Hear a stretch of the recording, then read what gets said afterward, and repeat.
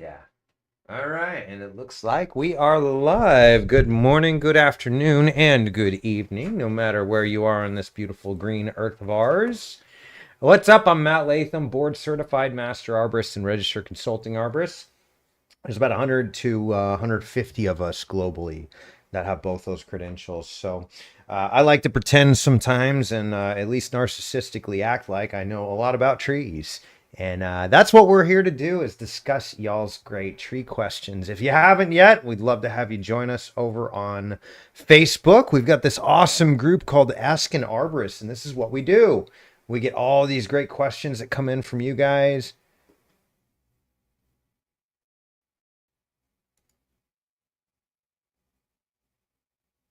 Oh, how do I get rid of that? Click here. Click on a comment to show it on the screen. Oh, okay, cool. There we go. Yeah, I already knew that though. I don't know why it's telling me that. But if you haven't already, come join us over on the face webs at Ask an Arborist. It's a little group. You'll see this goofy looking guy here in the top. And if you got tree questions, that's what we're here for, is to answer those tree questions for you. Because quite frankly, there's a lot of good and a lot of really, really, really terrible information out there. We had a good conversation. I posted a thing about a technique called root bridging, where essentially we bridge over roots. It's really fun, and it got a lot of views on YouTube, and I decided to cross post it over to the Arborist group. And in it, I made this little side cheeky comment where I basically said, look, the information's out there. Since 2003, this root bridging technique has been a very well-known technique. A lot of guys from Alaska, a lot of BCMAs have been promoting it for a while now. But yet, if you go to look it up on the interwebs, it's just not there. There's just not a lot of good information on it. And so, let's see. Let me see if I can find. I'm going to go ahead and link you the. Yeah, here we go. Cracked your driveway. Yeah. So it was basically just a little short. And I said, what's really sad is like arborists just don't like to go and read books. And that got a few comments, a few people kind of like getting cheeky with it and saying, yeah, I mean, these dumb arborists and all that or whatever. I don't think arborists are dumb. I just think we're so busy partying and having a good time out in the trees. I don't know about y'all, but if you're an arborist, I have loved my career. It has been super fun. I get to climb trees and get paid for it. Are you kidding me? Heck yeah. That's like every 9-year-old kid's dream job, y'all. And so, anyways, we forget to actually go in and do our research about what we're doing. We get very comfortable. And so that's why we're here, is to provide a great place for you guys to come and ask your great tree questions. Because quite frankly, I think trees are important, and you should too. If you don't, that's just because you don't know enough about them. Like, for example, here's a couple things that trees do. Mental health rates go up. Crime rates go down. ADD rates go down. Focus actually goes up. All these good health benefits. By the way, y'all like breathing, right? I like breathing, and I like breathing oxygen. Well, guess what? Trees use photosynthesis and create 6 molecules of oxygen. That's pretty cool. So every time the tree makes sugar or glucose for itself, it's actually off-gassing 6 molecules of O, which equates to 3 molecules of O2, which is what we breathe. And so trees are very important, but our house property values go up. Our just general well-being goes up. Like I said, crime rates go down. Cancer patients recover faster and more frequently when they have a simple window with a treed view. So trees are such a huge, important part of our lives, and much more than just we build our houses out of them. That's important too. But they're really, really brilliant assets. I think God knew exactly what he's doing, and he did a great job at design. And so that's what we're here to do, is help you guys be better stewards of your trees. So if you haven't, join us over on Ask an Arborist. If you are interested in learning more about trees, I actually teach this stuff all the time. If you'll head over to YouTube and just type in the bar Arborist on Demand, you'll see we got almost 1,000 subscribers. We're getting there. And it would really actually help out a lot if you guys can go ahead and hit that subscribe button too. And do me a favor too, if you're watching this, if you don't mind hitting the like button, that helps to push that out there a little bit more and really not just grow this particular video, but also the page as a whole. So head on over to YouTube and just look up Arborist on Demand, or you can type in at Arborist on Demand. You'll find us there. And be sure and hit the bell notification button too. That way you get notified every time a video goes up. And again, thanks so much for you guys being here. Let's get right into y'all's great question. Oh, wait, one more announcement too. Check it out, y'all. We're at 6,495 members. That's pretty incredible if you ask me, because I think it was last year we had like 150 right about this time last year. And so thank you guys so much for being a great part of this group. Love having you all and love building this community. And Lucas and I were talking. We are actively going through and taking out the trash, if you know what I mean. Not that any of you peoples are trash, but you know, some of you just don't know how to act right in this group. This is not your Arbro group. And if you start acting like it, being all snarky with people, cursing, making crude comments, like, we're just gonna prune you right off. That goes in the chipper. There's a bunch of great groups out there. Just look up trees or arborist. You'll find all kinds of ones. You can go act however you want, and that's fine. This is not the group. This is a safe place for homeowners to come get their great tree questions answered. And so Lucas and I were talking, we would be growing at about twice the rate that we are if we let everybody in, but we don't. So for those of you that made the cut, congratulations. We're glad to have you, and keep it up. Let's keep building a nice, fun. Yeah, that's right. Lucas made a pretty good point. It's really not hard to get in. It's just a matter of just playing it cool and agreeing to the rules and then following the rules. One of those rules is don't promote your business, y'all. This is not the place for it. You got Craigslist is a great place for that. So I just got a notification. This is what's really fun. This was a comment that came in. We'll go ahead and go out of order if that's cool with you, Lucas. What do you think? Good with starting on Chantel. So this is one that came in not too long ago. Can you find it?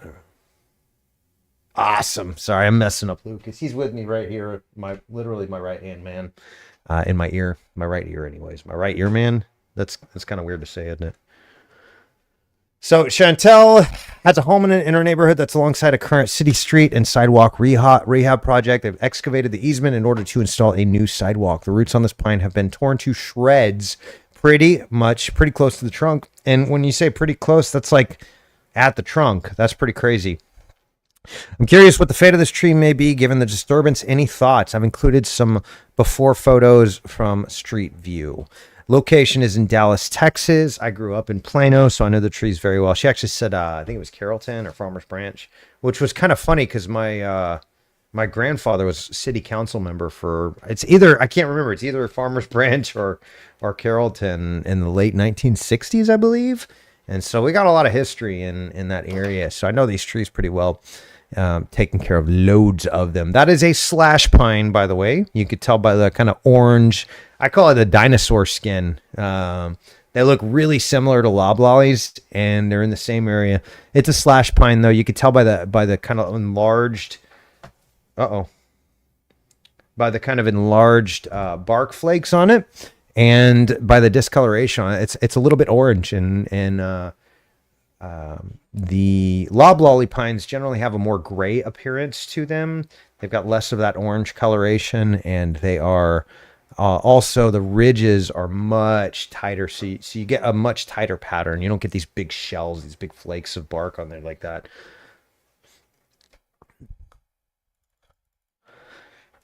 Yeah, so Lucas brought up a pretty good point. You know, I just linked this video here, but this is one that we did a video on. I'm gonna go ahead and post it here so you can see. But yeah, we did a whole video on roots causing damage to sidewalks. Yeah, that one, roots causing damage to sidewalks, and it's gotten a little traction, which is cool.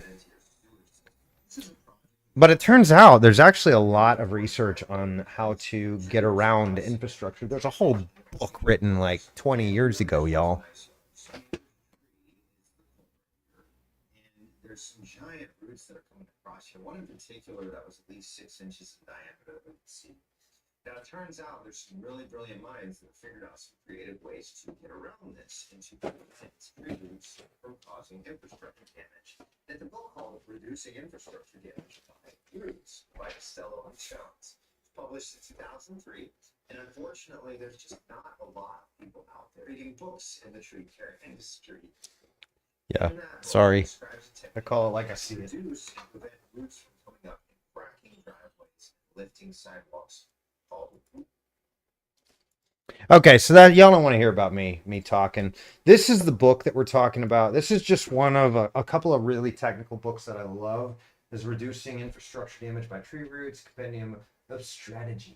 They've got all different kinds of stuff in here. Now, again, it's a little outdated. It's written 2023 or 2003 rather. And then the next one I really love, also very outdated. Trees and Development. This is a really, really good one because it goes through kind of all of the, if you do a lot of consulting for development companies, this is the book for you. So good. But then long-term strategies, if you work with municipalities and such, this is the book for you. Actually, get them both because they're really not that expensive. You're talking about less than $100 for, man, so many decades of knowledge. And so why not? But anyways, back to Chantel's question here. So we got this tree. It turns out I talked a little bit to her. She's it's not her tree, but she's willing to advocate. This is the tree before. Oops, y'all aren't seeing what I'm seeing. My bad. Hey, what's up, guys? So this is the tree before from 2023. It looks like on the Google Street View, and this is what they've done to it now.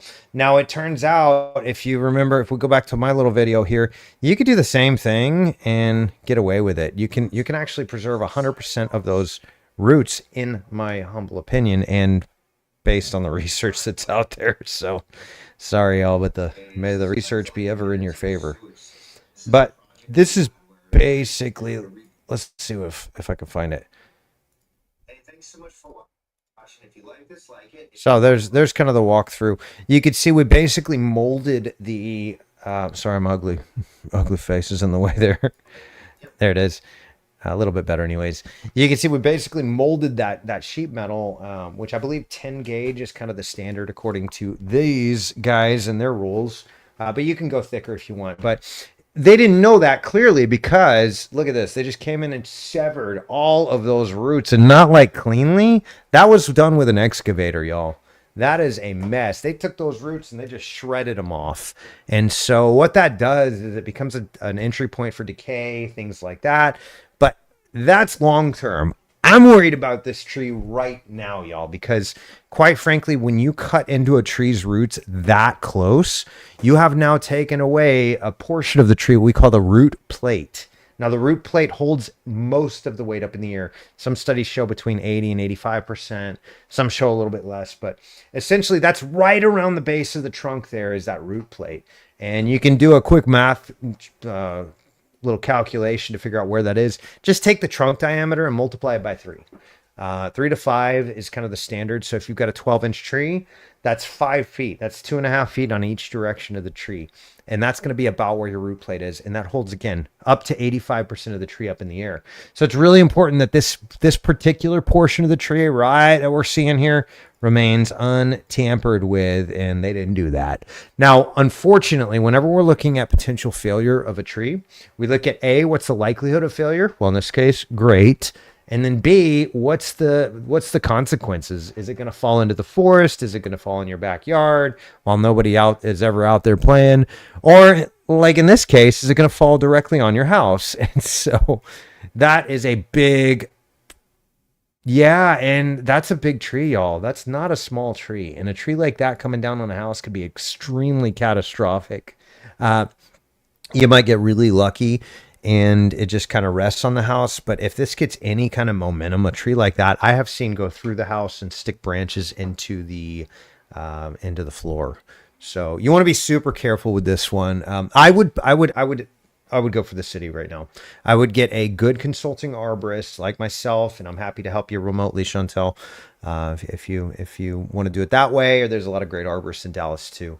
I'm happy to connect you with somebody if you'd rather somebody there in person. But yeah, this is a problem. And so when you see stuff like that, actually as an arborist, if you're an arborist listening to this, you have an ethical obligation to like state that. You have to contact the city, and you have to contact your local governing authorities, because that can be absolutely detrimental, and that can be somebody's lives or somebody's family's lives that are taken away, or it could just be simple property damage. Yeah. Well, and Lucas brings up a really good point. He's talking about appraisals. Now, let me show you a book real quick. But believe it or not, trees have real property value, and that's been codified multiple times over for decades now. Check it out. This is the Council of Tree and Landscape Appraisers, or the CTLA's Guide for Plan Appraisal, 10th edition revised. This is the most recent version, and I like it so much that I decided to take a butcher knife to it, or actually it was just a razor blade, and slice it up into bits so I have quick access. I could just take a sheet, pull it out of there, give it to my clients or whatever. Makes it so much easier, but I reference this all the time. It is the standard and the go-to for putting an appraisal on trees. So it's a very important thing to happen. But like I said, Lucas brings up a really good point. A tree like this is a mature tree, and a tree like that can easily hold $10, $20, $30,000 worth of property value, and sometimes even more. Like if you've got a tree with sentimental value, there's a it's called Restatement of. We're getting into tree law here, y'all. It's fun. There's a series of books called Restatement of Torts, and it's basically where they've taken use case law, things that certain courts, and especially high courts like the Supreme Court and the appeals courts and things like that, where they've basically come to a court decision. Well, that then essentially becomes what we call use case law, and that use case law is, this is the way it's been done, and it's been recognized in the American system. That's how we're doing it this, like right now. That's how we're relating to this. And so that kind of becomes the law, and it's something that a lot of courts will reference various use case. Well, in section 929 of Restatement of Torts, and thank you, James Coleman, for teaching me this. This is fun. He's an attorney and a registered consulting arborist too, but he's a super cool guy. And he brought up the fact that Restatement of Torts section 929 basically states that if a property that on a commercial property, the value of a property loss, so if it's the building or the tree or whatever, that has to be tied directly to the actual real estate value. However, on a personal use case, like for example, grandfather planted your backyard tree, that then becomes it basically becomes like sentimental value or intrinsic value. And so I'm not an attorney, this isn't obviously legal advice, but what that means is that on a personal level, now this tree maybe was provided shade. Well, that's valuable to the person. Maybe it's where they had their first kid, or their, whatever. There's a lot of reasons why a tree can be planted like in memory of somebody or have extreme sentimental value. And so on something like this, you've got property loss, you've got long-term benefit, like it was providing shade for the house, cooling the house. You've got that loss. And then you might have, hey, my kids had a tree swing, and then, my daughter got into an accident, now paraplegic or whatever. There's so many things that I see that it's like, okay, I can see how that would be intrinsically valuable. So just keep that in mind too, Chantel. Sorry if I'm pronouncing your name wrong again, but that's a great thing to consider, is like, what's the real loss here? Not only are you losing the tree, or if you don't do anything, you could lose portions of the house or injury, whatever, or mortality. But you've also got that actual real estate value has now gone down. And so you want to consider these things. So sorry you're dealing with that. Man, it drives me nuts. Why can't we all get our cities and municipalities to like do what's right, preserve trees? Because they're good for not only us as regular laymen and homeowners and just park visitors or whatever, but they're valuable to the community as well. They retain drain water, so that's less rain runoff that the city has to capture and deal with.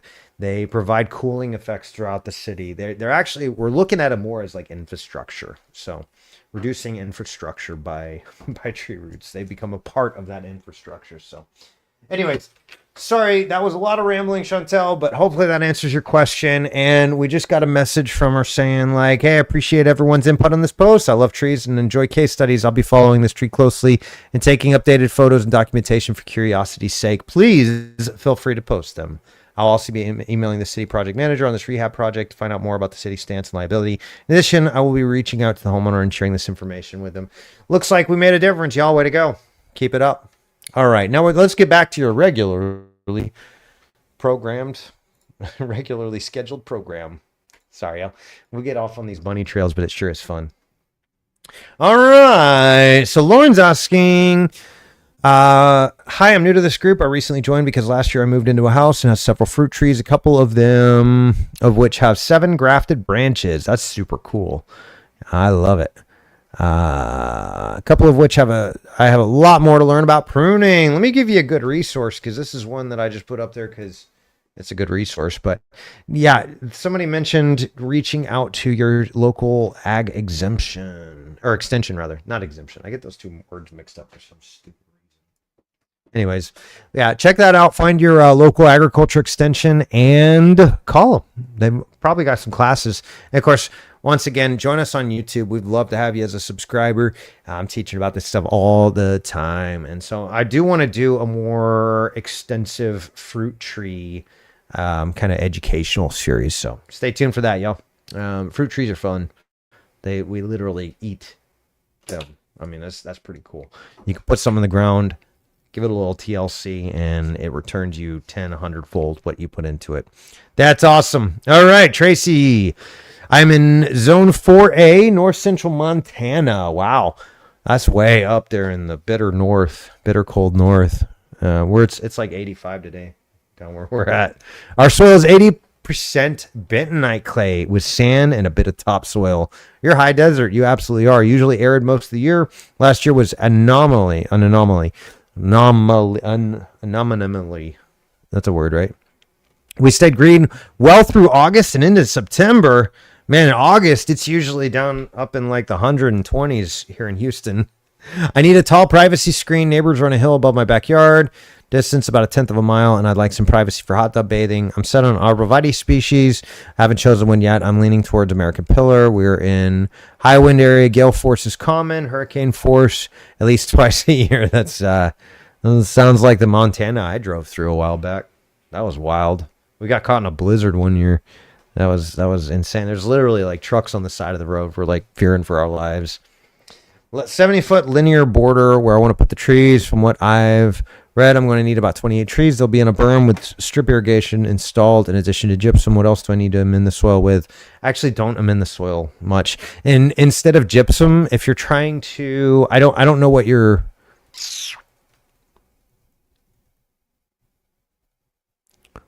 side of the extreme, well, those nights in 20s and daytimes in the 40s. It's also very dry, and the moderate drought map has been extended into our area. After considering a new water line I need to install, I'm thinking that fall is going to be my best time to pet the plant. No, maybe. Have I covered everything? Anything else I need to know? This is a huge expense for me. I don't want to get it right. I cannot afford to lose $1,000 by making a rookie mistake. Hey, that's fair.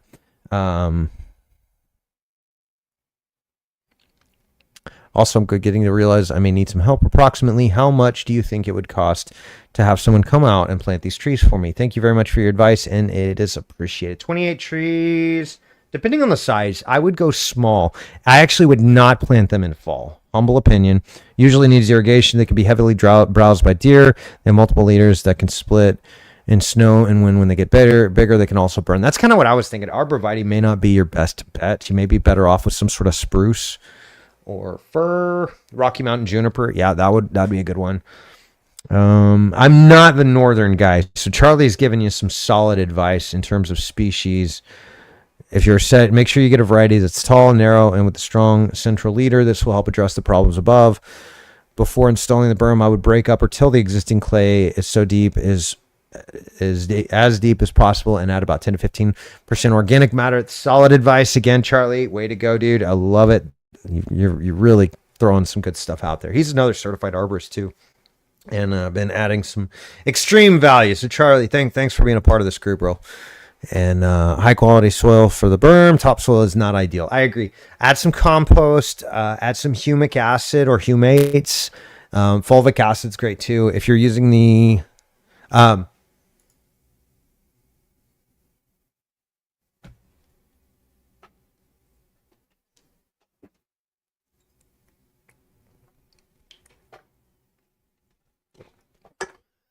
that's funny.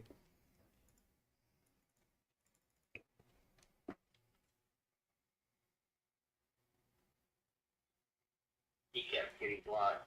I would have made a temporary group expert, so that was Oh, that's great. All right. Looks like we got you figured out, Charlie. Added you as a group expert. So I really love the information you're giving, and man, keep that up. I like to use high quality garden soil. Yeah. So we were talking about humic acid, humates, things like that are going to really help to add carbon and organic matter. If you could do like a compost tea, that's great as well. But I would definitely do like a leaf mold or a peat compost. The peat might help even more to break up that clay soil a little bit. Bentonite clay is really dense. It is a very, very small particle, and it gets really tight. And so, I agree. Topsoil is not ideal. I think your best bet is to break it up and see if you can till in some good organic matter. That would be best. And then do like a quarter inch to like an eighth inch to a quarter inch, or excuse me, a quarter inch to a half an inch of organic compost if you can find like a local supplier. If not, get some humic acid because that kind of emulates, it's kind of like super concentrated compost, and have that shipped in, and then you can do that. You might have access to a lot of animal manure too, compost. Make sure it's composted though. Don't just throw animal feces on the ground and hope for the best. But if you can mix that composted fecal matter, if you will, into the ground, that's really going to help out a lot in a lot of ways. And so, anyways, yeah, you're getting some solid advice. I kind of agree. I'm not sure that arborvitae would be the best, but I'll give you this the local agriculture extension as well. And I bet I don't know Montana that well, but I bet they would be able to point you in the right direction. The biggest thing is you're absolutely right. You do not want to just go trying it willy nilly. And I'm happy to get on a digital arborist consult too if you want, and we can always take a look at it in person and figure out exactly what needs to be done and start formulating a good plan. I'm even happy to come up with like a little tree inventory that you can put out there to other groups to put it out, kind of like a request for proposal. But all right, Ashley Hammock, I don't know. Healthy Soil Guys .substack. I don't know what this is. Lucas, do you know what this is? okay. So that was his introductory to the website, saying that he saw this article, or he wrote this article about farm fields. I thought it was interesting. I figured you would have something to say, whether it be positive or negative. Oops. But that was his introductory into the group fellow. Okay. Yeah, I'm not opposed if it's good solid information and you're not just like vying for clout. I want to check it out too. Trees as carbon capture systems more efficient than injection wells. Absolutely. You kidding me? You think mankind can make something as good as God did? That's crazy. For generations, trees have been treated as something of an inconvenience on a modern farm. It's easy to see why. Anyone planting corn or soybean along a wooded edge knows yields tend to dip near the tree line. That's right. Allopathy from leaves, root competition, and wildlife pressure all play a role. At first glance, the case against trees seems straightforward. Yes and no. But it's worth taking a closer look at what trees actually contribute to a working landscape. I love it. Yeah, and I'm hoping I want to go back and read the rest of this, but I'm hoping he's going to talk about some biodiversity things, some pollination things. Yeah, it is. Yeah, look at that. One of the simplest to removing low yield, converting them into grassy or brushy strips, provide food and cover for wildlife such as turkey, quail. Yeah, so biodiversity there, soil protection and water quality. Absolutely. Roots anchor soil in place, stabilize drainways, and reduce erosion during heavy rains. I kind of like it. Ashley, I'm gonna check out your stuff, man. I appreciate you posting, and like I said, as long as it's good quality tree content, I'm totally down, man. Feel free to. Straight up promotion for Yeah. your business. Yeah. That's the main thing. Is we're not promoting our business here. That's silly. All right. Did you just leave me, Lucas? No, you didn't. Hi all. Glenn saying hi all. I want to introduce myself and share a photo I took. I'm wondering, are y'all? Is up? It's 50-50 whether you were gonna do it or not. Yeah, I didn't know. I couldn't tell with that one because he seemed like a real human. Glenn did. I did a little. Y'all. By the way, every time y'all come and post something and it seems sketchy, we're like checking it out the door. Like we're not just gonna let anybody in. Sorry. All right, we're moving on. But yeah, that one seemed pretty normal. Maybe just older generation. I don't know. We're so used to social media nowadays. We forget that like there's whole generations that didn't have that most of their life. Most still. All right, we're moving on, y'all. Marty Hansen, this was a great question yesterday at 12:54. Where you at? No idea. Curious, what made these holes with the circumference of bark removed? Those would call pileated or pileated, however you pronounce it, woodpeckers. They're nasty little boogers, but here's the thing. Yeah, there's redheaded, pileated, pileated. I don't even know. They're huge, yes, and they can shred trees, even living. Woodpeckers going after larvae. Woodpeckers could have been a flicker. They drilled holes that side. A what? I don't know what a flicker is. Is that like a booger flicker? Do you know why bugs in the tree?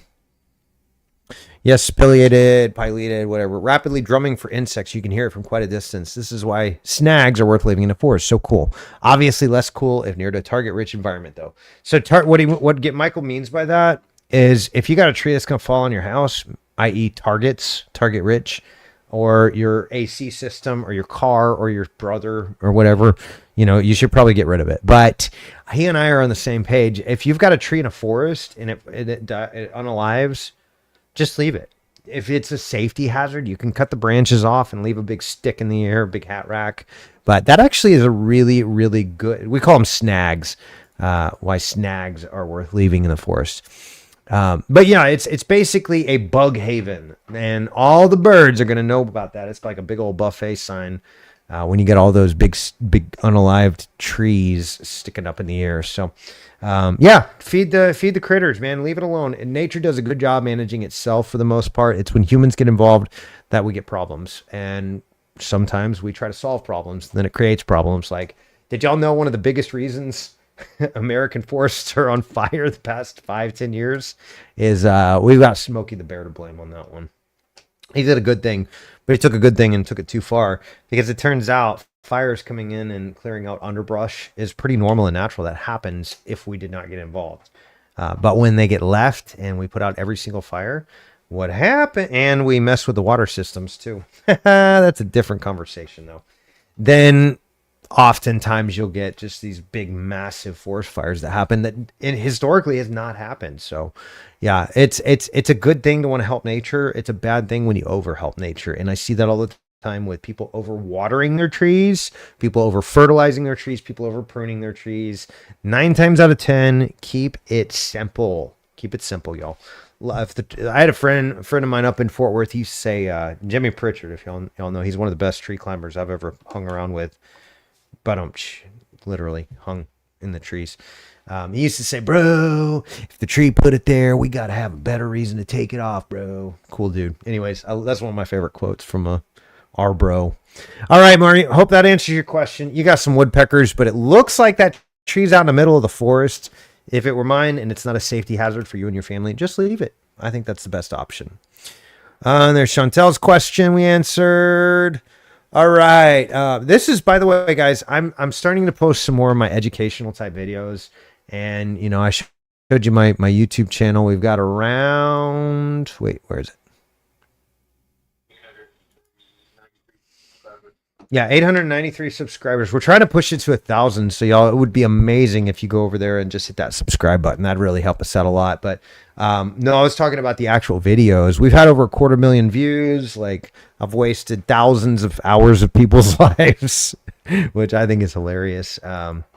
Where is it? 346 videos we posted. So we got a lot of videos out there. And what I was thinking was like, why haven't I posted some of this stuff on our Ask an Arborist group? So now we're doing that. Hope that's of good value to you. Oh, Michelle, I didn't even answer your question. Hold on.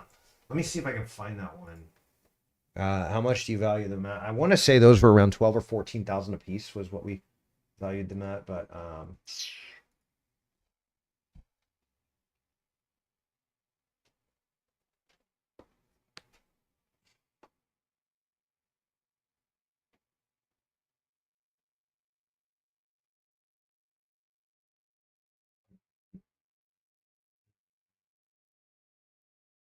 nah, it's gonna take too long to look out. I'm not finding it right off the bat. Wait. No, that's not it. Litigation. I got so many. Y'all, I've done like I don't know, probably close to 400 or 500 arborist reports over the years. Most of them ask quality.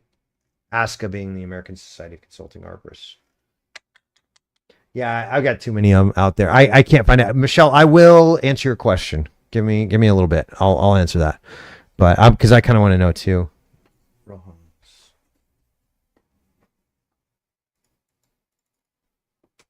It's on one of these computers.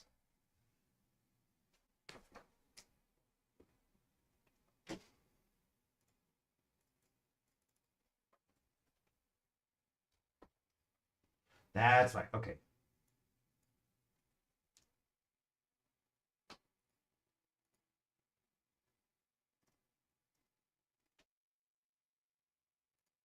Hold on. I'm gonna answer this. I'm answering it. It's 26 pages long. Let me find it. Oh man, I was way off. Oh, that's before. Okay, so the adjusted appraisal was 19,781 for both. $19,781. So that's all I can say about that. I will not give any other details because that is privileged information. But thanks for playing. Hope that is a little answers your question. Actually, let me go ahead and type it.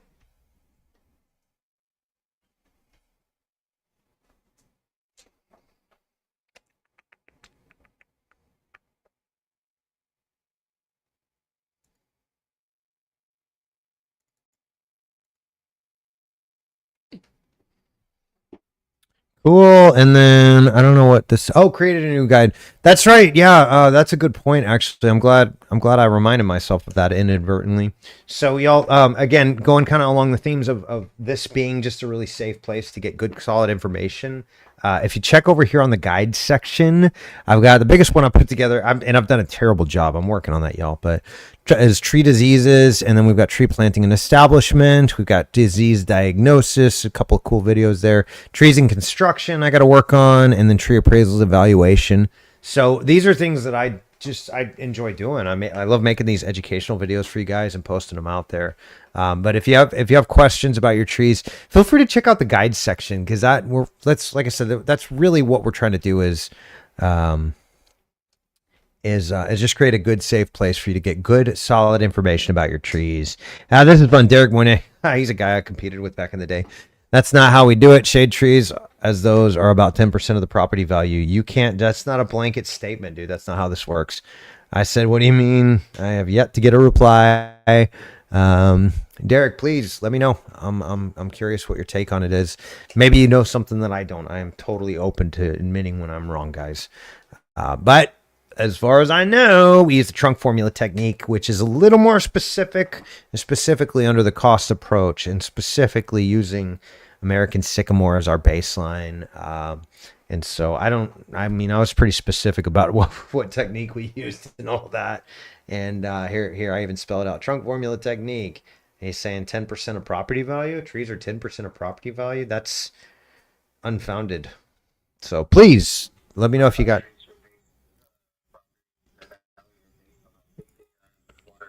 Yeah. There's actually 5 different ways to appraise a tree. And within those, there's about a dozen more sub ways to appraise a tree. So I'd like to know where you got that blanket statement of 10%. If you can. If you can't, well, I guess we're done here. Moving on, you guys. So we've got Danielle's asking, hi, thank you for the ad. I work at a preschool and we're thinking about extending the playground. The issue is there's a tree where we were going to go. DCF does not allow exposed roots, they would have to be completely covered. I've read a lot of articles saying I shouldn't cover these because it will unalive the tree. Is that so? Well, it's a live oak, so I think you got a pretty good shot. If so, I will be putting the expansion on hold. Okay, so that, yes, they've got a good point. The internet articles that you were reading, it's not ideal. You don't want to ever cover roots if you can avoid it. However, we also have certain human parameters we got to live by. So, for example, you don't want all those cute little toddlers running around coming in with busted up faces because they tripped over tree roots. So, I think this is a great place to go over a couple options that I see, and it really is going to depend, Daniel, on like what do you want to do, what's your budget, what are we looking at here? So, the quickest, dirtiest, cheapest, easy route to take is just to load that up with like really big, thick wood chips. And you can find this from Arborist.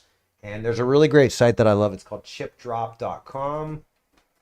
And think of it like social media for wood chips. It connects people that want wood chips to people that have wood chips, like your local friendly arborist here. We are always making wood chips. And so Chip Drop is a really great resource just to basically like get free resources. So getting a nice bench built over it. That was going to be another option. I love it. But not a permanent fixture, so the tree can still get plenty of air and sun and proper water drainage at the same time. It is covered so the children won't fall or hit their head on it, and it will be protected from constantly being stepped on. I love it. This is an amazing creative solution. So what Daniel's describing is this big old root here. They're just going to, instead of like butchering the root and covering up with mulch, which she's right, is that can be detrimental to a tree long term, is they're just going to put a bench over it.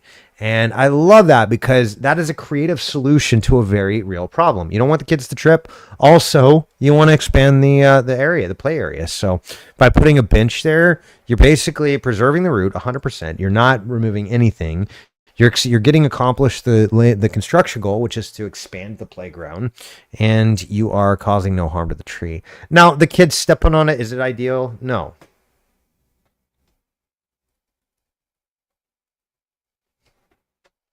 So this is just a use case, Daniel. I hope you don't mind I'm using your case because I love it.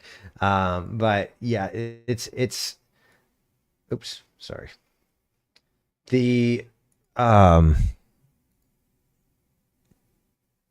I love that. That's a great creative idea, and it gets all the jobs accomplished. I'll show you all a really cool one I'm working on too. And it is a Gigantinormo 63-inch live oak that was transplanted.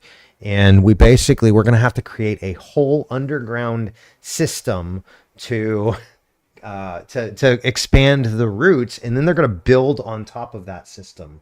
And so it's really cool little project there. But anyways, let's move on. Way to go, you guys. That's why we have this group. We got, looks like 42 comments, and she got some great answers, and they came to a solid solution. So that's what we're here for, y'all. Oh, he's Ed Zachary says, hello, does copper oil good to cure the twig blight on juniors? Can it be sprayed on? Oh, like a liquid copper fungicide?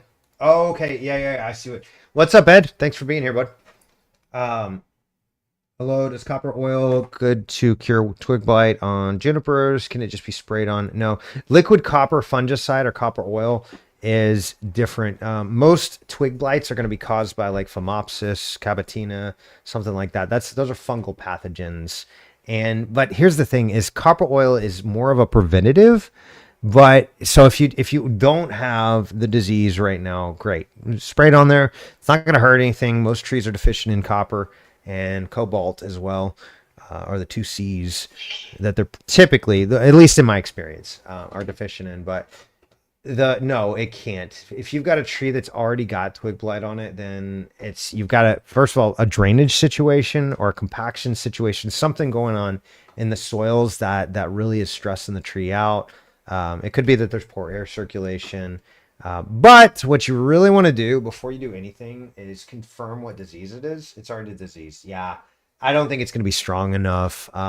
What you're going to have to do is figure out specifically what pathogen it is. Thanks, dude. Man, Lucas is back here cranking out really cool stuff while I'm working. What a baddie. Let me post this. They were planted in mid-century, so cool. They're like 70 years old, give or take. 60, 70, 80. So go to that website. That's on my website. It's just a little blog I put together with all of the agriculture extensions. What you're going to want to do is send your local ag extension a sample and have them help you diagnose it. If they don't, oh, of course, man. Yeah, if they don't do it in-house, most ag extensions do, or they're connected with one, then you can always send it off to RAL Labs in Allen, Texas. They're going to be a little bit more expensive, but they are like my favorite one because they're very specific. They'll get down to just about any pathogen that you could be looking at. So talk to your local guys first. They're going to either have you send it off to them or somewhere else. In worst case, if you don't like what they're telling you, send it off to RAL Labs in Allen, Texas. RAL. And that'll go a long ways to figuring out what's going on. So that's the first thing. Diagnosis is first. Once we diagnose it, then we can work. Manzanita. Yeah, those will grow fast. I guess you're in California, maybe? Maybe Florida. Those are the California, I think, is where I may be thinking of a different tree, but I'm pretty sure that's where we had those. But yeah, liquid copper fungicide or copper sulfate is that it's just a foliar fungus is what it really works best for. And typically foliar funguses treat the tree and not the disease. Because what's happening is typically you've got a nice. Yeah, I did some work out there in Oroville, and we had some serious manzanita groves that we had to trudge through and kind of dodge, duck, dip, dive, and dodge around or whatever. And then we moved over to like Mammoth Lakes and Bass Lakes, some really, really beautiful areas. And man, I'm jealous. Y'all got some beautiful terrain out there, Ed. And yeah, liquid copper fungicide is just not going to be strong enough if it is any sort of phimopsis or anything like that. So, but once we get a diagnosis, hit me back up and maybe join our live stream. Let's see if we can walk through it together. Love the question, man. Let me know if you need anything else. All right, let's get back to our questions. This was hilarious. I saw this. I didn't do anything with it because I've had a crazy busy week, but it is what it is. I needed to preface this with, I do not intend to ever do this. I love it, Deborah. Deborah's been a great contributor here to the site. I'm just curious because it keeps popping up on my feed. Keep seeing this. Does it hurt trees? My backyard bird activity. Tree bark tricks. The tree bark trick that saves birds in late winter. Well, I don't know what robot came up with that marketing, but clearly it's got 10.4 thousand post reach on our page alone. So, something's working there, Deborah. But yeah, that is garbage. Don't ever do that. That's so stupid. Birds are designed to survive. They're fine. There's even a Bible verse about it. Look at the birds of the field. They neither gather. They neither gather into barns nor something, and yet the Lord feeds them. So are you not more valuable than the birds? Birds migrate. They do whatever they need to. And of course, sometimes like crazy stuff happens and we get these big storms and it wipes out animals. It's unfortunate. But yeah, you don't need to save birds in late winter. They're good. They've been doing that for a long time before you got your trees lathered up in peanut butter. Also, it could cause a little bit of harm to the tree because it's blocking. So you know how like if you wear a glove for like days on end, your fingers are going to come out all wrinkly and gross. Well, that's because your fingers need to breathe. And every part of a tree, the leaves, the roots, the bark, the branches, etc., has little openings called stomata on the leaves, or stomates, or lenticels on the bark and trunk.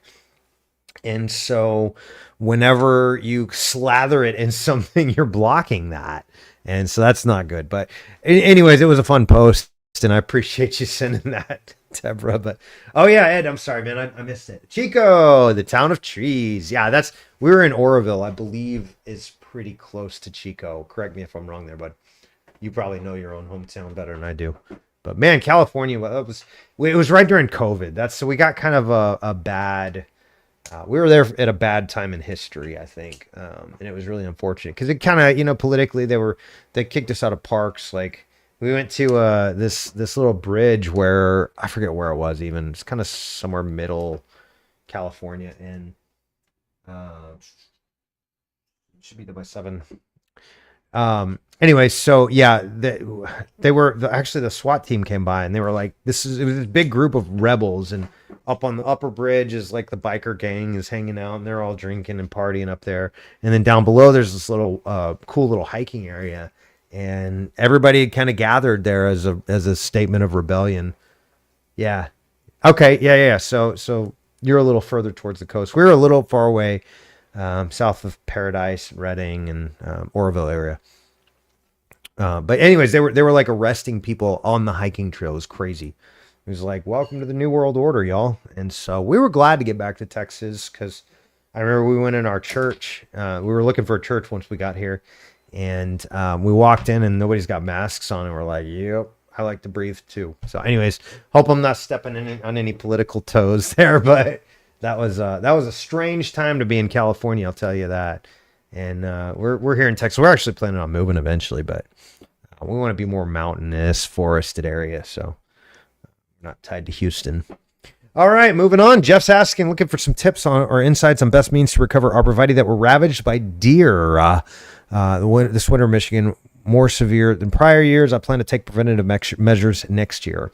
Okay, so restoration is Charlie's spot on. Is you want to give the tree what it needs. So if you've got compacted soil, make sure to address that. Oh yeah, I love it. Yep, I agree. Great advice by Charlie. Likewise, hey Charlie, we got to talk, man. If you got extra time, I'd love to maybe bring you on as a moderator. So, well, I'll be reaching out to you, bro.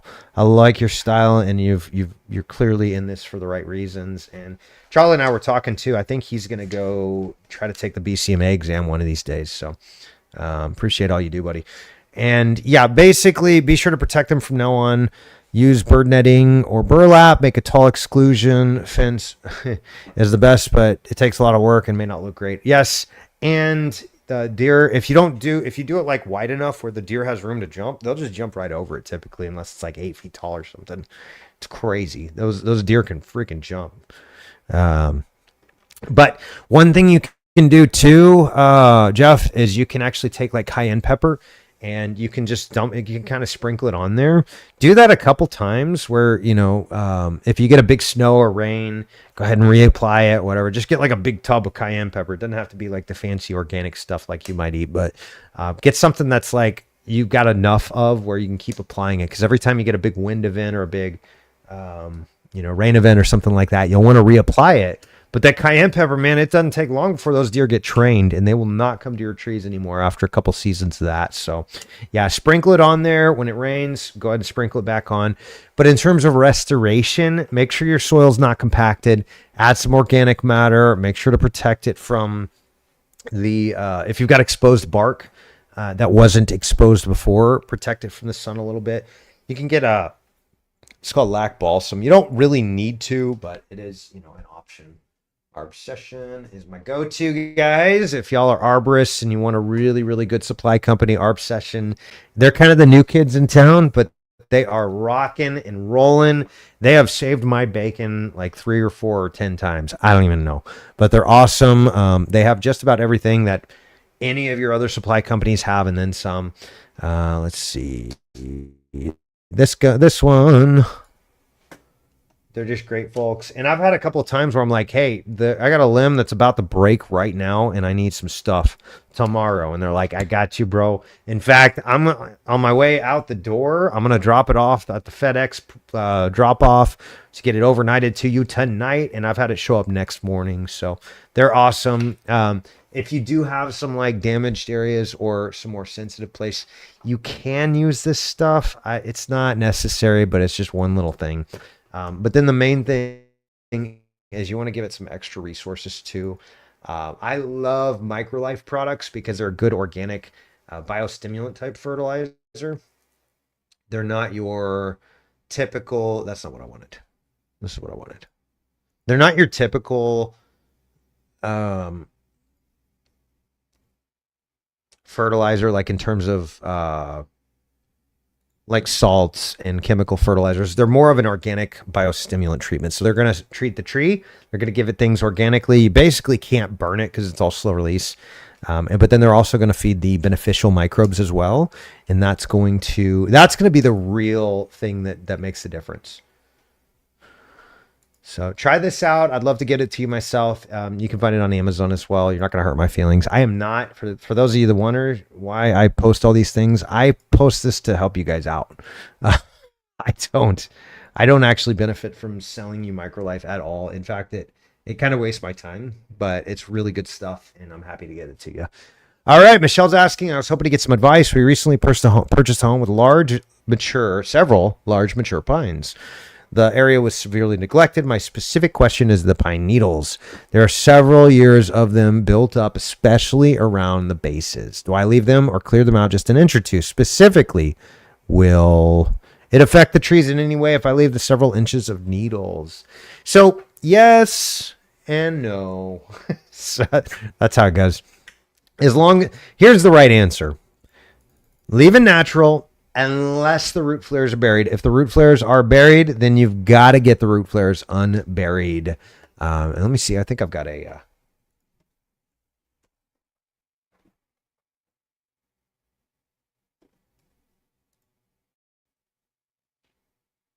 think I got a video for that. Hey, what's up, Sprout?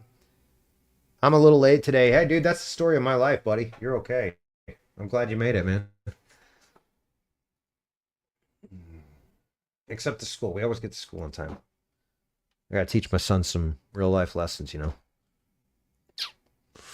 All right. So yeah, the only caveat is like if you've got needles right on the base of the tree, you got to get them exposed. And there's a little video, you can check it out.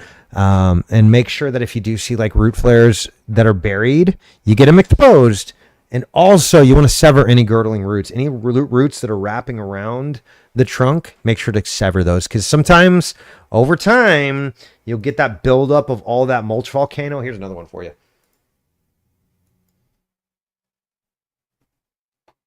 Friends don't let friends mulch volcano, y'all. In case you were wondering.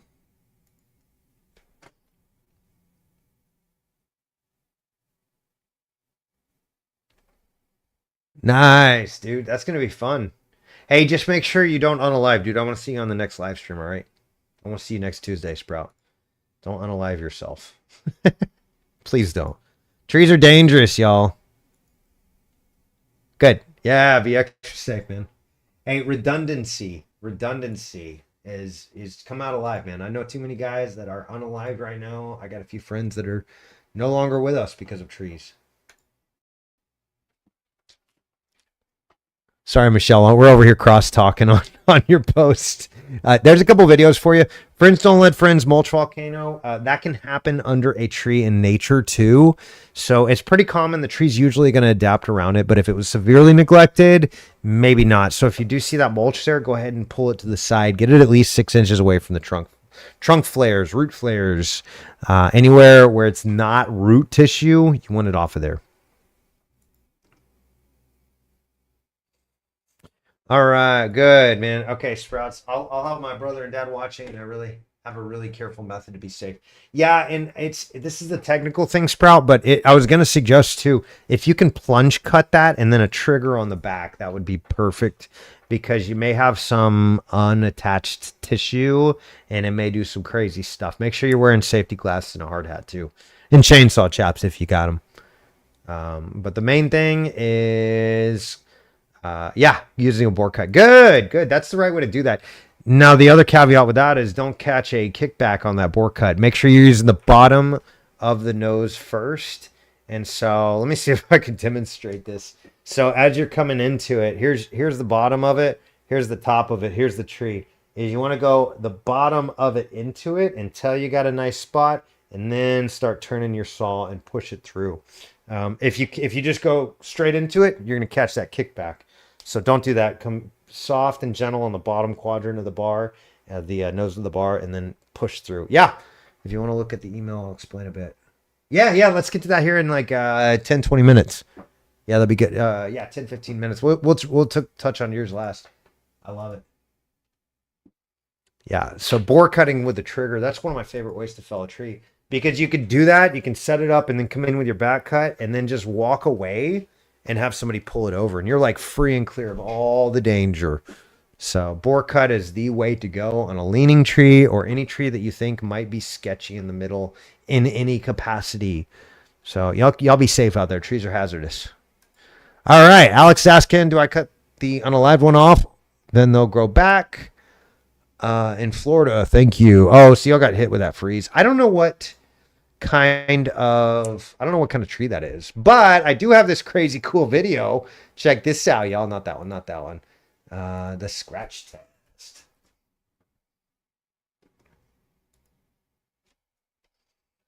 So you can check this video out. Basically, what you want to do, it's called the scratch test. Your thumb is denser, your thumbnail is denser than most woody tissue, especially on an herbaceous type of plant, like it looks like we're looking at. And so you'll basically just scratch it and check it out. Use your thumb and just scratch it. If it's green, you're good. Don't remove it. Let the tree do its thing and then unalive or remove all of the stuff, all the leaves and all that after the new stuff starts to come in. But if it's brown and dry, that means it didn't make it and you feel free to cut. So there we go. Good, it posted it. So tree scratch test, simple trick every homeowner should know. That's just a simple way. That's one of those like we've known for generations and thousands of years or whatever. On the topic of naturally buried root flares, there's a group of more cottonwoods by the school building, and some smaller trunks have a natural. We're gonna look at that one. Have a naturally buried root flares due to wetland stuff. Is that okay? Yeah, it's not ideal. I mean, that's going to put a stress on it. Is the tree going to have more time to adapt on it than if your landscapers come in and threw a bunch of mulch on it suddenly? Yes. So the tree will adapt a little bit, but it's still going to put a slow and steady stress on it. That doesn't mean it's going to unalive it either. So when it's in nature, it's far better. When you get quick, rapid changes like your landscapers or a big flood comes in, something like that, maybe you want to do something about it. But man, don't overmanage the forest. Let the forest manage itself. Oh, can I send a picture of ash trees that might be resisting EAB in a bit? Yes, please do. Send them on over to. All right. So who's that? Alexandra is asking. Actually, let me backtrack a little bit, y'all. This is one of my favorite features. I love this. Michael has reported a post for spam. And I love it. I'm going to keep that one this time, Michael. I really appreciate that. We're getting a lot of these like, hey, just want to introduce myself and share a photo I took. And it really seems spammy or scammy. So we're kind of taking a look at that. I don't know what that means yet. So I'm trying to do a little bit more research, maybe this week, figure out what those are, if that's AI or if it's real people that just don't understand how to use social media or whatever, but not like me, I'm getting to be there. Anyways, Alexandra's asking, hi everyone, we purchased a home with a lot of neglected nature. This one has me a bit hesitant on how to proceed. It's a maple that broke at some point with a lot of leggy growth at the breaking point. How can I trim this to look both healthy and pretty? Well, pretty is kind of too late, but healthy, if you can keep it healthy and give it structurally sound, then you can, in 5 to 10 years, maybe have a really pretty tree. What I would do, you're going to want to like prune this in a way where these bottom sprouts can become permanent limbs. So let me show you what I mean is, oops, there we go. So, hello.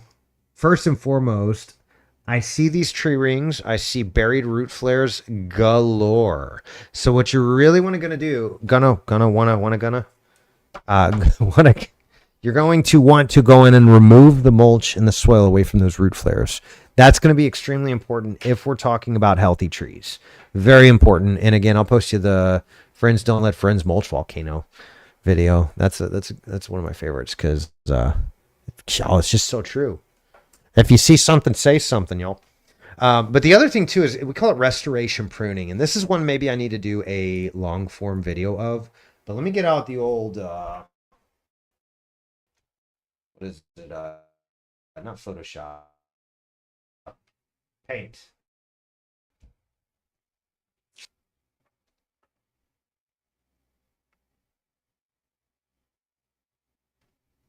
great.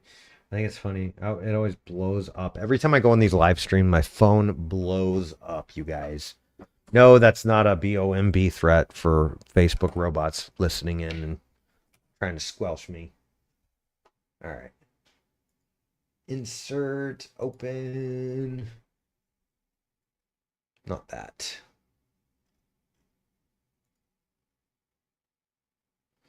Oh, by the way, that's fun. Look at that, you guys. Those are trees that I am working on because somebody cut them down and somebody ran into that tree. That's wild, right? I know y'all are seeing this. I can't tell you the details, but why did it not save that image? Oh, that's why, because I got to hit the save button. See, I told you I was terrible at technology, you guys. All right, let's try this again without the stupid. Here we go. Okay, so let me show you what I would do. My stomach is yelling, how do you go? I had to stop reading that. Okay, here's what I would do is I would prune this. That's vile. Lucas will be right back. I would actually reduce these two leads right here. Make sure you're making proper pruning wounds, and you can go to treesaregood.org or .com.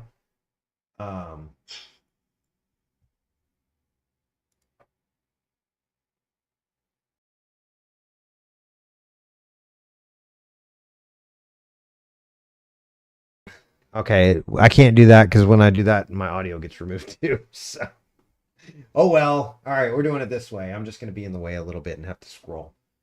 Or you know what's even better? Let's do that. There we go. Problem solved, you guys. All right, so I would do that, and then what I would do is take maybe half, maybe a third of these at the bottom. You don't want to get rid of too many of them. Leave a bunch of them. So maybe even go like a quarter of them and start removing the ones that you think are going to be less likely to make it long term. So that might be like this one has, you see this one that comes up has a really tight narrow branch union. Maybe get rid of that. Maybe get rid of this one on the very bottom or reduce it. And then maybe like one or two more up here. So what you're going to start doing is picking the ones that are going to be permanent branching structures. And I'll give you a website, treesaregood.com. You can actually look up, there's some like quick little references for homeowners on how to prune. By the way, I'm actually working on the same thing myself, but I want it to be a little more detailed because I don't know. I feel like some of the ISA references out there are just not very, very good references. But here's the website you can go to. It's treesaregood.com or .org, and it'll take you to the same place. If you click on, oops, let me go back to their homepage just so you can see it from scratch. So you got verify credential, find an arborist tree care basics. You got some free downloads here. That's wonderful. Another one you can do is click on tree owner resources here and go down to pruning your trees, prune young trees. So that's going to be a really great resource too. It's basically a little PDF. You can print it, take it outside with you while you're pruning, and just kind of get a good idea of what you're doing is a little bit more advanced. It's still not something I'm nervous or scared about, but I think it's worth it to go in there and at least figure out how to start pruning. So you see here, you've got good structure versus poor structure. You've got kind of some parameters to select permanent branches and just a couple of things there. I really need to do a restoration pruning video. I think that'll be very beneficial for you guys as well. And so I'll work on that maybe over the next month or two, but maybe let's do one more and then Sprout, I want to get to your question as well. But we'll go ahead and plant a new one. Then these trees in time become very unsafe. Yeah, that's one of the reasons, Charlie, I had reduced these as first options because I think that's going to be really important. Hello. Save as.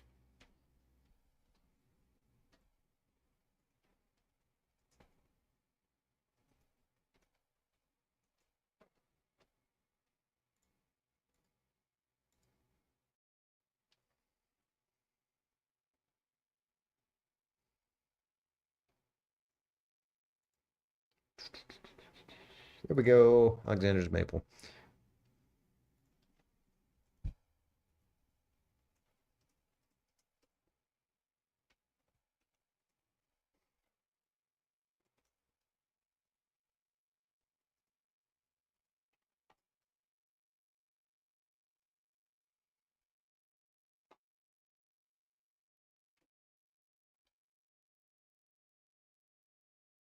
Yeah, I think Marty's spot on too.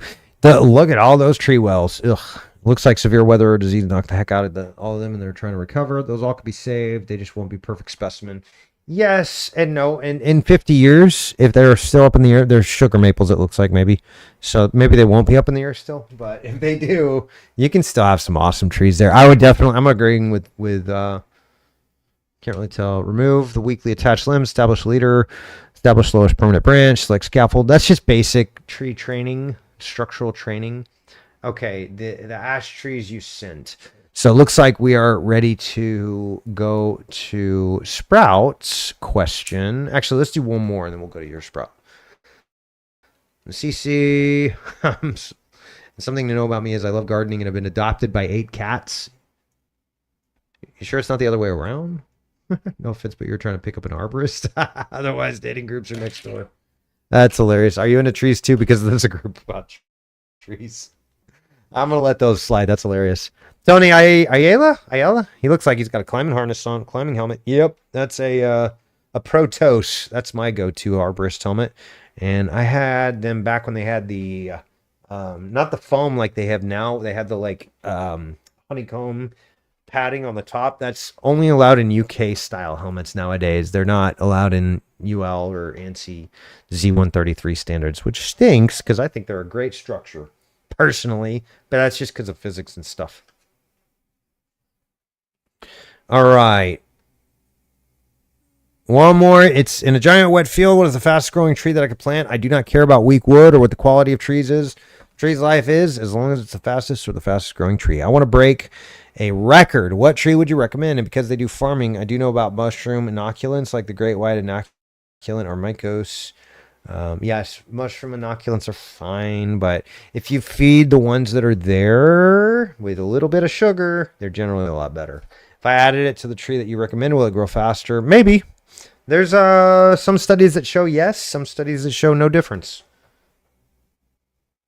Freaking black willow or cottonwood. Yeah, black willow, cottonwood, I agree. I suggested a less fast-growing one, Taxonium or Taxonium destica or bald cypress. Cottonwood's great, but man, sorry, I just know those are super fast. Just plant native. He's trying to get 100 feet in 5 years. That's 20 feet a year. I would say bamboo. Yeah, I agree. I think it's best, but he's got different pruning or different planting objectives. So pin oak, I don't think pin oak will get there nearly that fast. They don't do that here anyways. It depends too on where Michael is calling from. Pennsylvania. Oh man. Yeah, pin oak is a fast oak, but it's still 5-10 feet per year on a max is my experience with those. But if you can get a black willow, yes, it won't get to 100 feet, but this would be 400, 500 feet away from buildings, pipes, or anything, so I could completely run wild. That being said, just give me any of your recommendations. Eucalyptus, depending on your area, might do that, but you need a really humid and hot area for that. So, anyways, let's go to yours, Sprout. What did you just email them to me or what?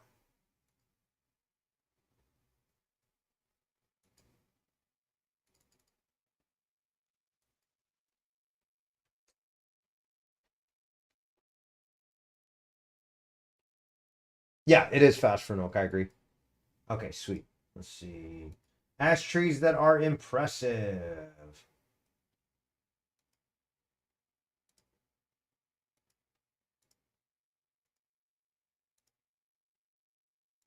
Oh man, I don't know if I'm gonna have time to go through all of these, Sprout, but we'll get to some of them.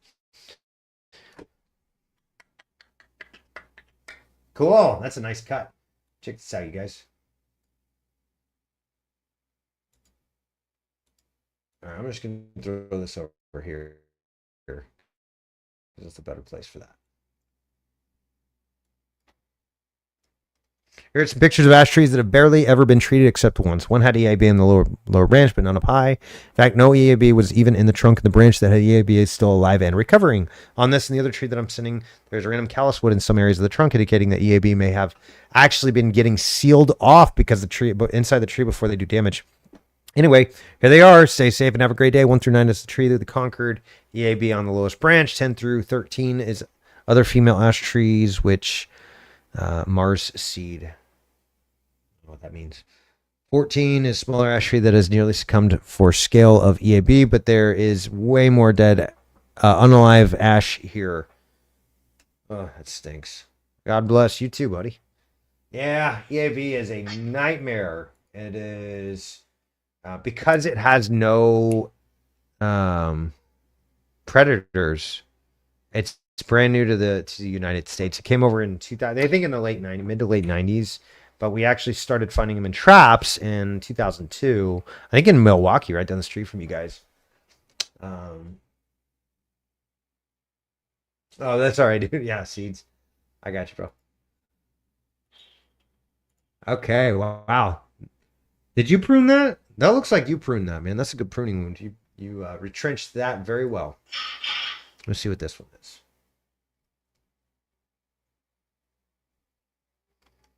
Nice. Okay, yeah, I see the callus wood tissue.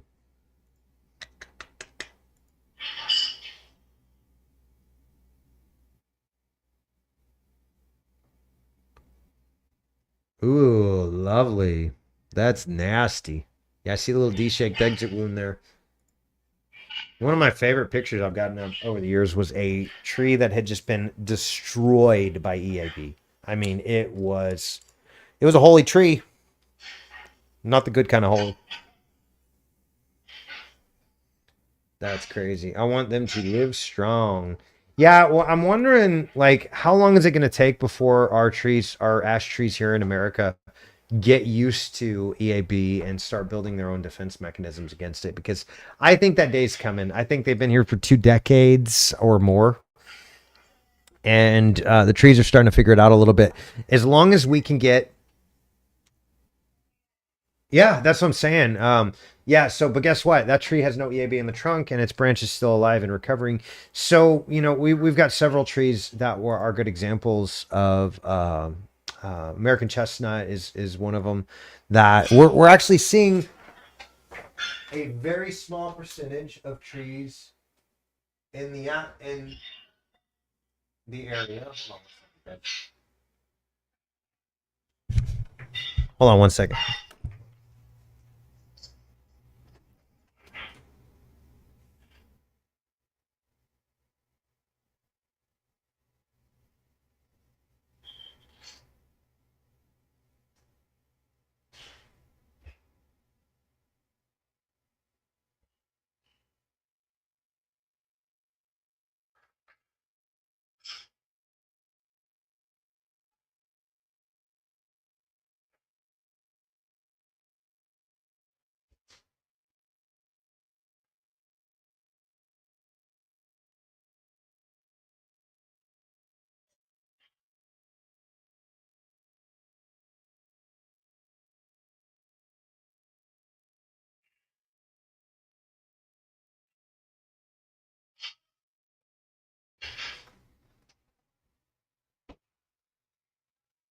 Sorry, y'all. We had guests.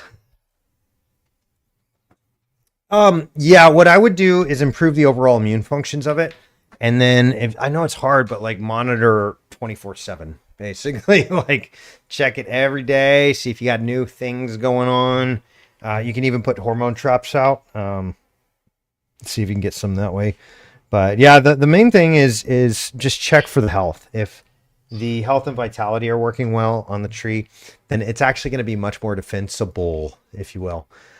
So yeah, I would say if you're going to do anything, maybe do just a minor, don't do trunk injections, just do a trunk spray and see if you can add some Pentra bark. Y'all know how I feel about Pentra bark. Arb session. There we go. Pentra bark is awesome. I'm pretty sure it's unregulated, so you can get it on Amazon, I believe. Yeah, they're not going to have it there. Okay. Pentra dash bark. Hey, what's up, y'all? Okay, here we go. That's what I was looking for. Quest Pentra bark. This is far better to spray it on as a trunk spray and let the tree transport it that way than to actually go on and do trunk injections or anything invasive like that. Sprout. I would just do a imidacloprid or I got to double check on that. Imamectin benzoate is the go-to, but you have to have that's a regulated product. They do have a G4 They do have one option that's unregulated, not unregulated, but lightly regulated. So you can buy it on Amazon or whatever. When I say Amazon, I hope you know I don't mean actual Amazon. I mean like just get it as a non-tree professional with a. Do I treat them or only treat them? I would say as a preventative, you're probably going to have to treat them for a little bit longer. But I love the fact that we're starting to see. Yeah, that's what I would do. I would say wait for signs or symptoms. If you start seeing the tree looking like it's stressed out, maybe start doing some things. Don't treat it without any reason to. We call it thresholds. So, yeah, if they have signs of EAB, yes. Absolutely treat them. If they don't have signs of EAB, I would not treat them because if we treat them, we're stunting the tree's ability to start defending off for itself. So I was saying, sorry, earlier I was saying that, we're seeing a lot of these diseases come through and wipe out. Yeah, molasses will help, but indirectly, it's going to help feed the microbes, which will help bolster the tree's defenses. Humates are going to be a better option for that. And then you can even add some cobalt. It's going to be important for defense mechanisms as well. But check the soil levels first. So I know you don't have. I know this is like your school's budget, but if you can send off a soil sample, then to these guys, that would really help, and maybe come back to me with whatever they say, if you can. I know that's like I'm asking you to spend $35, and this is a pro bono project that you're doing, but it'd be good to check the soil levels and see if there's any nutrient deficiencies, because a lot of the macro elements like nitrogen, phosphorus, potassium are used as like the building blocks, but then there's these micro elements as well that are kind of act like the glue that holds the basic functioning of the tree together. So you've got chlorophyll. Well, yeah, that's great, but it takes other minerals to add to that to be able to make it work. So all of the micro and macro elements are necessary. It's not like micro elements are less necessary than macro elements just because they say micro. Speaking of which, fun joke, I saw a microbiologist the other day. He was much bigger than I expected. Sorry, that's terrible. My son and I have been watching these dad jokes, and they're kind of rubbing off on me again.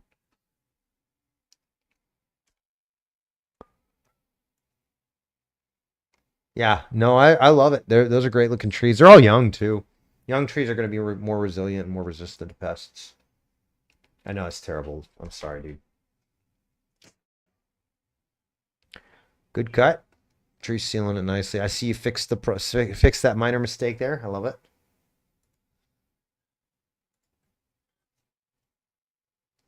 Yeah, molasses will help. Humates will help. The main thing is keeping the compaction levels down, because trees are basically made of carbon and oxygen.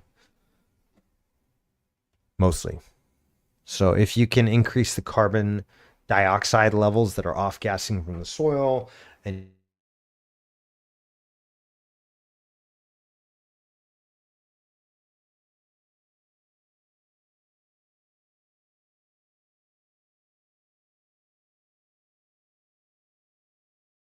soil breathes in during those micro and macro pulses from both weather systems pushing air into the ground, that's going to feed the soil. And then when there's low pressure, you get this off-gassing from the soil. All that's CO2 from the microbes. They're breathing oxygen, using it, creating carbon dioxide. And so just like you and I do. And so they're living biotic creatures. Plants do it the opposite, basically. But all of that carbon dioxide is rising from the ground. So in the mornings and when the tree is done pushing all of its sugars into the ground at night, it's then going to take a big breath in the morning when you get all that rising, that lower pressure from the moon phases. By the way, high tides and low tides, guess what's in the ground? Water. You get the same thing happens in the ground too. So that's really important that the soil is able to breathe. So if you've got any kind of compaction, that'd be the first place I'd start looking. Humates will help to chemically flocculate the soil and open it up a little bit. But the main thing is just checking it periodically and making sure the tree's doing good. If you start seeing those signs and symptoms, treat it immediately. So if you can get that pentre bark and get some imidacloprid or imamectin benzoate is better, then yes, I would do that only when you see a problem. And so that's, yeah, well done. It's kind of cool because like you don't see ash trees up in your neck of the woods anymore.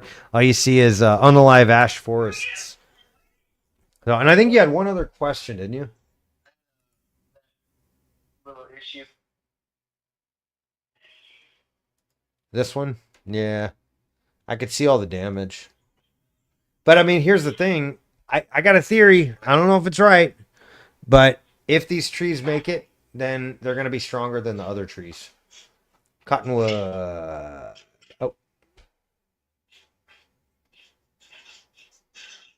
Let me get your design.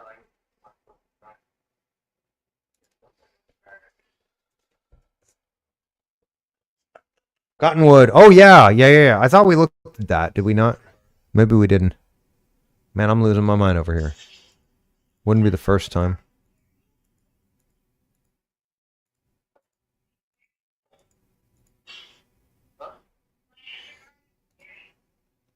Extremely compromised. Yeah. Yeah. Well, Picking a brush. I'm going to mute you, Lucas. there was a bunch in a basket, and I would just like I'll just hold the blanket. Okay. We looked at it off stream because I was worried about it. That's right. Yeah. I'm sorry, dude. This is the same email.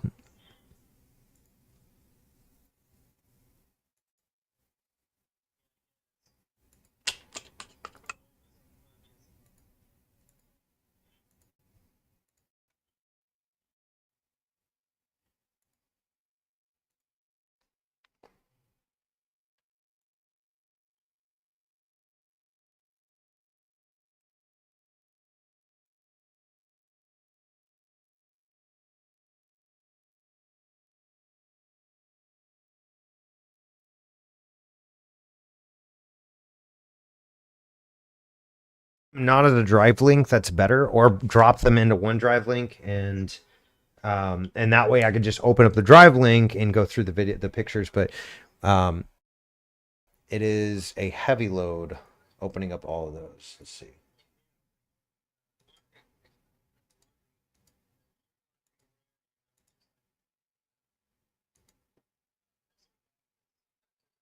Yeah, I don't know. I think I could see. Yeah. Oh, maybe it is.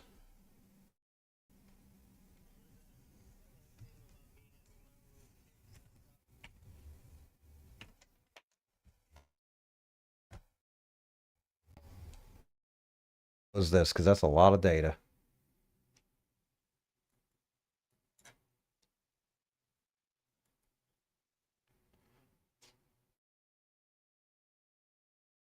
Yeah, I mean, there's like 20 tabs right there.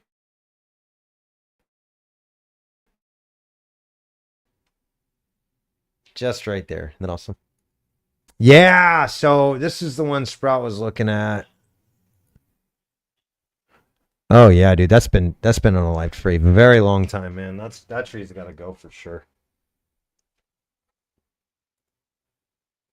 Look at this, it's still loading. Oh my goodness, that's like 60% or more. Yeah, so in terms of it being a real problem for humans, it doesn't look like that's an area where there's a lot of foot traffic. So I am very glad for that because I don't want humans underneath this tree. That's not good. But you were asking me earlier about buried root flares. Look at what's not exposed on this tree is the root flares. So I'm not saying that's why it did that, but that's definitely some sort of root decay. You could see the mycelium on the all the little streaks on the on the underneath the bark, or where the bark was anyways. That's all the fungus sending out their hyphae and continuing to colonize and eat this tree from the inside out, literally.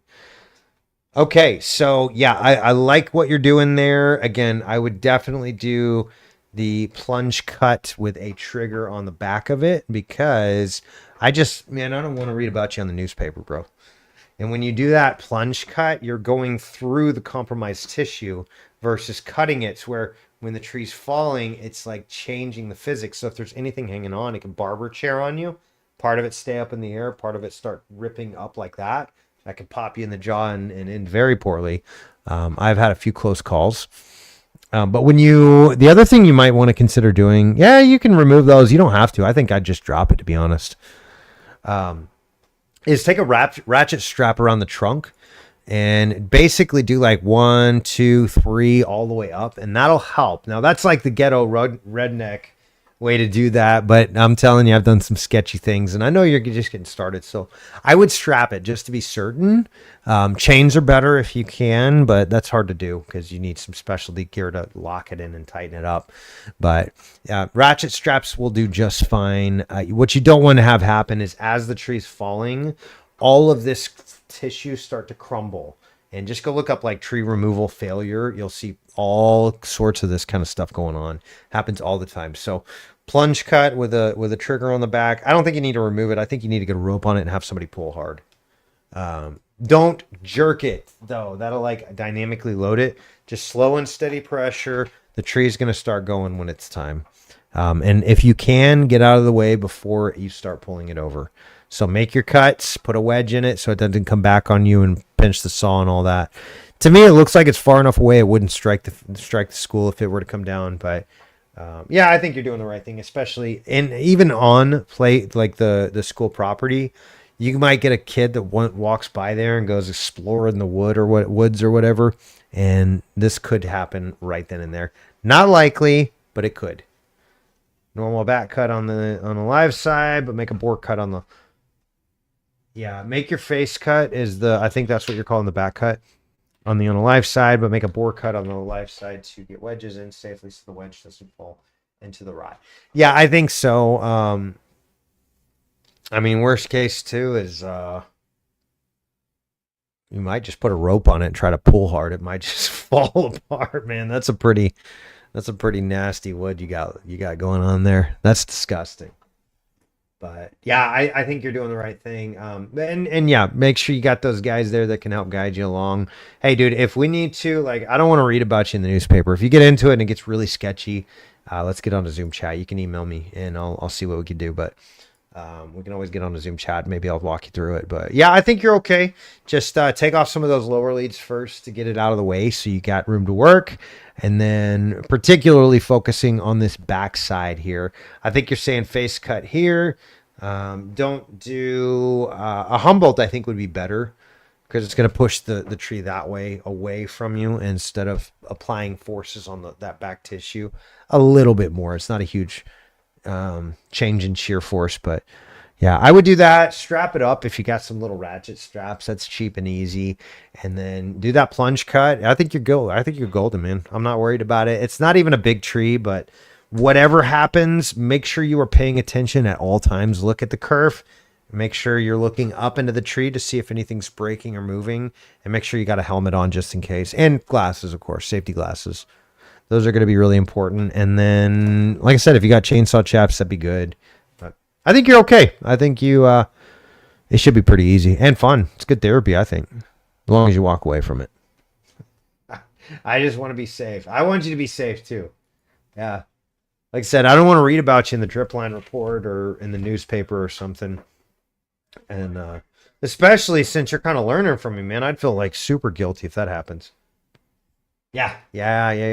I've done tree removals on trees that had limbs that size. So, and that were that sketchy. I even had one where the guy sends me out there to go look at it, and I'm like, you got to have a crane on this. I drove 2.5 hours to get to this job site. We were already tired by the time we got there. Look at the tree. This is not a good idea. We need to go home and get a crane out here. We did. And so we came back. It took us 3 days instead of 2. Yeah, that's a really good point, Lucas. Sorry, I had you muted because I heard you talking. Yeah, and I think that's a really good idea. Is use a mallet to test and see where the more solid portions of the woody tissue are going to be, because that might be your saving grace there, bro. And I'll give you a couple of them.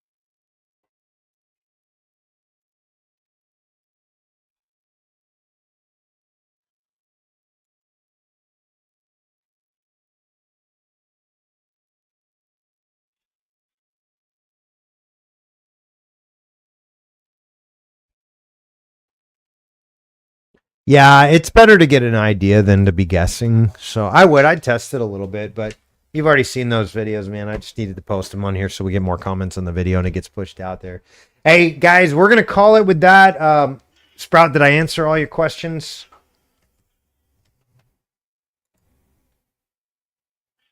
Pretty much, at least.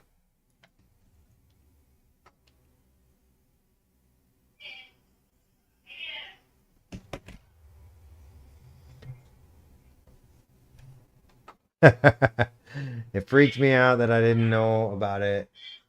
Yeah, believe me, that happens. Good, man. And like I said, if you get into it, dude, and it's like an emergency and you got a tree halfway down on the ground, email me with like urgent help or whatever.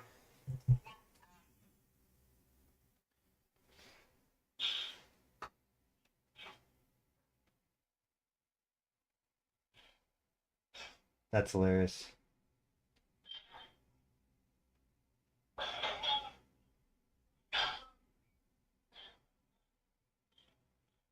That's funny. Good, man. I'm glad that helps, bud. And like I said, I'm happy to help and get on a Zoom chat if it's like an emergency and we really got to figure out what to do with this situation. So hit me up and make sure to like gold stars and glitter it. You know, make it like urgent, right? Urgent on there. Good. Yeah. No, you mentioned you got a rope in the tree too. So the rope's going to help, but be very careful because I have had trees where I had climbed this tree, this one hackberry I'm thinking of. I climbed this tree, got it down to where we needed to get it, and we were about to drop the tree. The guys pulled on it real hard with the rope, and the whole thing fell over without all the excess weight from the branches that I was in my 165 or 75 pounds as well up in the tree. I climbed that, and they pulled it over without any back cut. I made the face cut, but then we pulled it over, and it just broke. And I looked at it and was like, praise God, I wasn't in that when that happened. So anyways, thank you guys so much for being here. Again, we're glad to have you as a part of this group. Ask an Arborist is where you find us. We are 6,500 members strong, going on 20,000 or 100,000 or whatever. But y'all keep the great tree questions up. Keep those great tree answers coming. And y'all just love being a part of this group with you guys and the community that we're building. Again, y'all have a great evening. We'll try to get on there Thursday night. I know I've been missing Thursdays a little bit, but I'll let you know in the morning if it's looking like we're going to be able to make the live stream with a nice calendar event. So Sprout, all you guys, thanks so much for being here. We will see y'all next time. And again, if you need a closer look on your trees, hit us up on the web at arboristsondemand.com. We can take a proper look at your trees no matter where you are on this bright, beautiful green planet of ours. We'll see y'all next time. Bye now.